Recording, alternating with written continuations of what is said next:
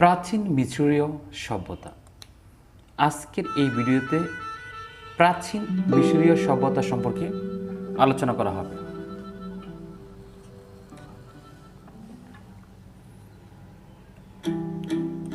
প্রথমে আমরা দেখব যে মিশরীয় সভ্যতার ভৌগোলিক অবস্থান। আমরা জানি যে মিশরীয় সভ্যতা অর্থাৎ মিশর তিনটি মহাদেশ দ্বারা পরিবেষ্টিত ছিল।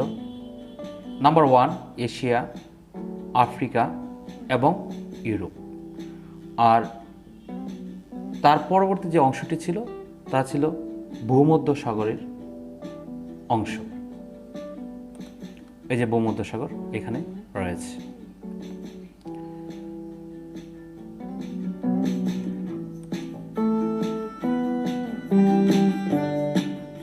প্রাচীন মিশরীয় সভ্যতার সময়কাল যখন আমরা দেখি তখন দেখতে পাই যে যীশুখ্রিস্টের জন্মের ৫,০০০ বছর পূর্ব থেকে শুরু করে ৩,২০০ বছর পূর্ব পর্যন্ত নীল নদের অববাহিকায় এই মিশরীয় সভ্যতার অস্তিত্ব ছিল এবং গড়ে উঠেছে।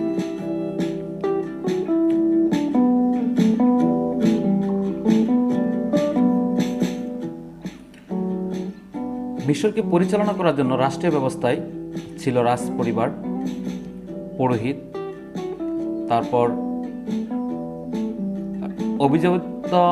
বিভিন্ন অভিজাত শ্রেণী, লিপিকার এবং কৃষক ও ভূমিদাস, যারা মিশরীয় সভ্যতার রাষ্ট্রীয় যন্ত্রকে কায়িক পরিশ্রমের মাধ্যমে পরিচালিত করত।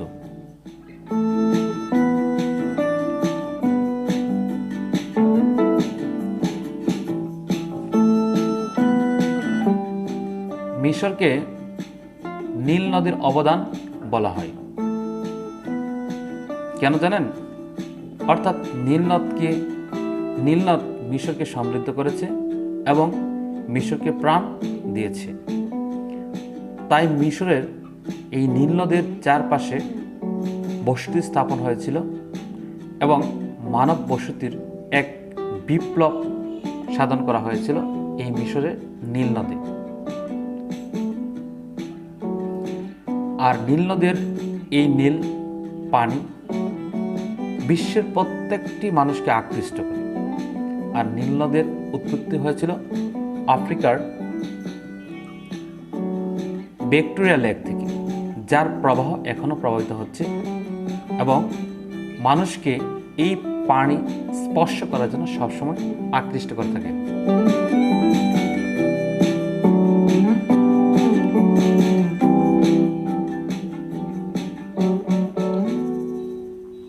মিশরের মানুষ ধর্মীয় চিন্তা, শিল্প, ভাস্কর্য, লিখন পদ্ধতি নিয়ে সবসময় চিন্তা বা জ্ঞান চর্চা করত, যার কারণে তাদের জীবন ব্যবস্থায় ধর্মীয় চিন্তা ভাবনায় এসবের প্রভাব পড়েছে। তাই তারা বিভিন্ন ধরনের জড় বস্তু, জীব বস্তু ইত্যাদির পূজা করত। আর বিভিন্ন সমাধি, পিরামিড, মন্দির, রাজপ্রাসাদ তারা তৈরি করত। মিশরের সভ্যতায় এই যে স্ফিংকস, এই মূর্তিটি নির্মাণ করা হয়েছিল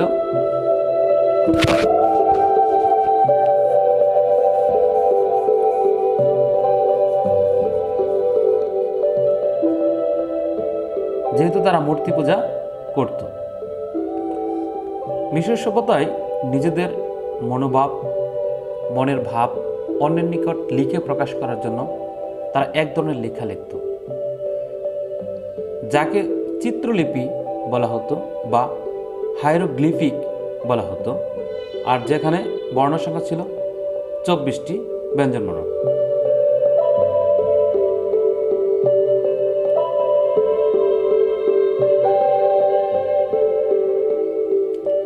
$365 দিনে বছর গণনা শুরু করেছিল মিশরীয় সভ্যতায়। অর্থাৎ মিশরীয় সভ্যতার জ্যোতিষ শাস্ত্রে প্রথম বলেছিল যে 365 দিনে বছর হয়। তারাই প্রথম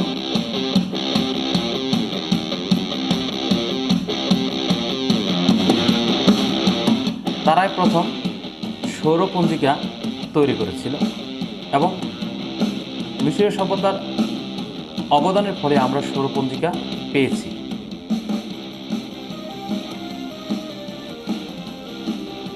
মানুষ মৃত্যুর পর তাকে কিভাবে সংরক্ষণ করা যায় মিশরীয় সভ্যতার মানুষ তা জানত।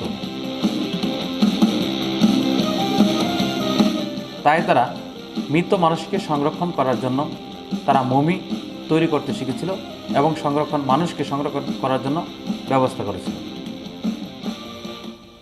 মানুষের চোখ, দাঁত এবং পেটের রূপ নির্ণয় তারা করতে পারত সেই তৎকালীন সময়ে, অর্থাৎ মিশরের সভ্যতায়। মিশর সভ্যতার মানুষকে স্থায়ীভাবে বসবাস করার জন্য তারা কী করেছিল? তারা কৃষিকে তাদের অর্থনীতির সাথে সংশ্লিষ্ট করেছিল। কৃষি ছিল তাদের মূল অর্থনীতি, যেহেতু নদীকেন্দ্রিক সভ্যতা ছিল। আজও কৃষি আমাদের নগরায়ন এবং পৃথিবীকে টিকে থাকতে হলে কৃষির ভূমিকা অনস্বীকার্য। উন্নয়নের জন্য কৃষির অবদান অপরিসীম। তাই বন্ধুরা, যাদের এই ভিডিওটি ভালো লাগছে বা ভালো লাগলো, তারা আপনারা এই ভিডিওটি অন্যকে শেয়ার করবেন এবং আমাদের 1971 স্টুডেন্ট টিভিটি সাবস্ক্রাইব করবেন এবং বেল আইকনটি চেপে দেবেন। প্রতিনিয়ত এই ধরনের নতুন নতুন ভিডিও দেওয়া হচ্ছে, সাথে সাথে আপনি নোটিশ পাবেন ইনশাআল্লাহ।